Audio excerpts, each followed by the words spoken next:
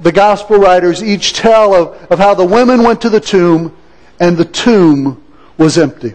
Listen to John's account found in John chapter 20. Early on the first day of the week, while it was still dark, Mary Magdalene went to the tomb and saw that the stone had been removed from the entrance. So she came running to Simon Peter and the other disciple, the one Jesus loved, and said, "They've taken the Lord out of the tomb, and we don't know where they have put him."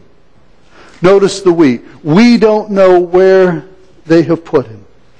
You know, there's someone else or several someones who's with Mary Magdalene.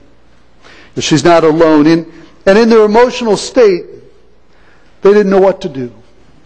The tomb was empty. You know, they were expecting to find Jesus' body and to put spices on it, but the tomb was empty. So now what would they do? So they ran back to town and to tell Peter and John and the other disciples. And in the Gospel of John, it says that Peter and John went to the tomb. Actually, it doesn't. In the Gospel of John, John never refers to himself by name. He often refers to himself as the disciple whom Jesus loved. I'm always intrigued by his literary style at that point. I'm wondering, is John so humble that he won't mention his name? Or is he so proud that he says, "I'm the one that Jesus loved"? I've never really figured out which one it is there. Well, as John goes on in verse 8, or verse 3, it says, So Peter and the other disciple started for the tomb. Both were running, but the other disciple outran Peter and reached the tomb first. He bent over and looked in at the strips of linen lying there, but did not go in. Then Simon Peter, who was behind him, arrived and went in the tomb. He saw the strips of linen laying there, as well as the burial cloth that had been around Jesus' head. The cloth was folded up by itself, separate from the linen. Now, you may wonder, why does that detail matter? Why does John put that detail in there that the cloth was folded? Well, the fact that the cloth was folded is evidence that it wasn't grave robbers that came and took the body of Jesus. Because if grave robbers had come to take the body of Jesus, they wouldn't have cared what condition they left the crime scene. But rather, it wasn't grave robbers. It was the resurrected Jesus who left the tomb in order. It says that the linens were folded. They were folded and laid on the bed there. Verse 8, finally the other disciple, who had reached the tomb first, also went inside. He saw and believed. Now, what he saw and believed was the fact that the tomb was empty. Because, verse 9, they still did not understand from Scripture that Jesus had to rise from the dead. I believe it's significant to understand that even at this point, on that first thing Sunday morning, the disciples recognized that Jesus was not in the tomb, but they didn't understand what it meant. They still didn't understand that Scripture was talking about the fact that Jesus had to rise from the dead. They knew that the tomb was empty, but they didn't understand the significance of what that empty tomb meant.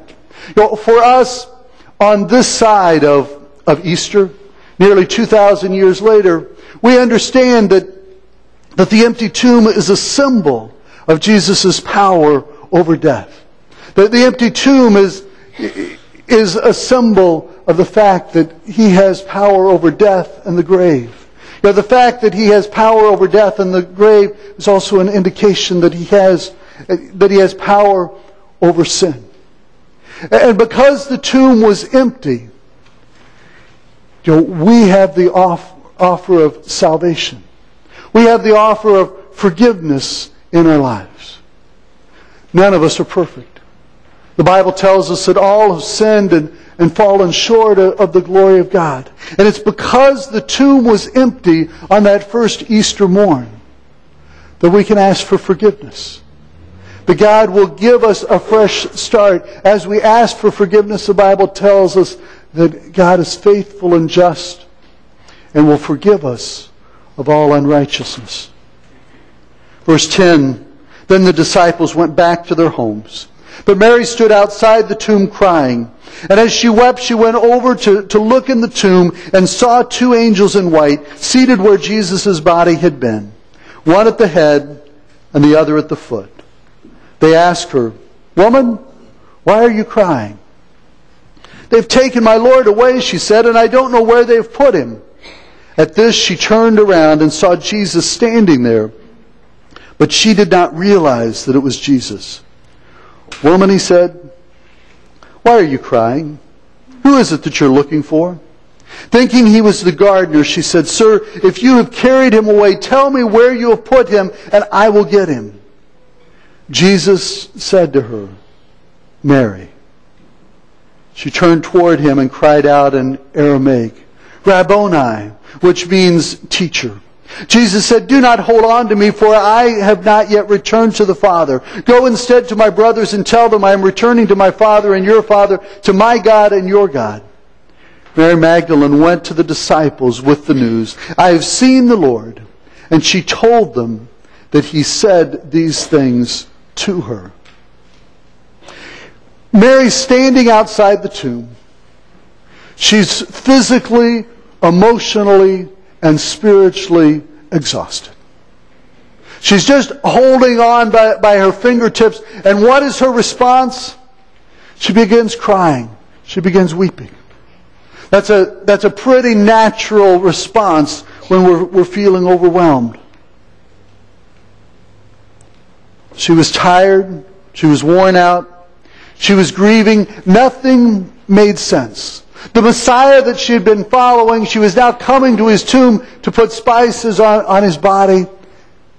And now he was gone. She didn't understand what it all meant. She felt powerless. She felt helpless. Mary Magdalene was broken. And yet, in her brokenness, she was still seeking after Jesus. She had looked in the tomb before and seen that he wasn't there, but what does she do? She looks again. Is it really true? She continues to seek after Jesus. And then, even as she encounters the risen Jesus, and she doesn't recognize him, she thinks he's the gardener, she says to him, "What have you done with my Lord?" She's still seeking after Jesus, even in the midst of her brokenness. Mary did encounter Jesus, but it wasn't as she expected. But instead of experiencing the corpse of Jesus, she experienced the resurrected Jesus in her life. I believe Mary Magdalene is a good example for us to follow. In our brokenness, we should be seeking after Jesus. When we seek after Jesus, it isn't about getting what we want. It isn't about us orchestrating how everything is going to turn out. But it's about being open to what it is that he desires to do in us and through us, even in the midst of adversity, even in the mess of what sin has left in our path.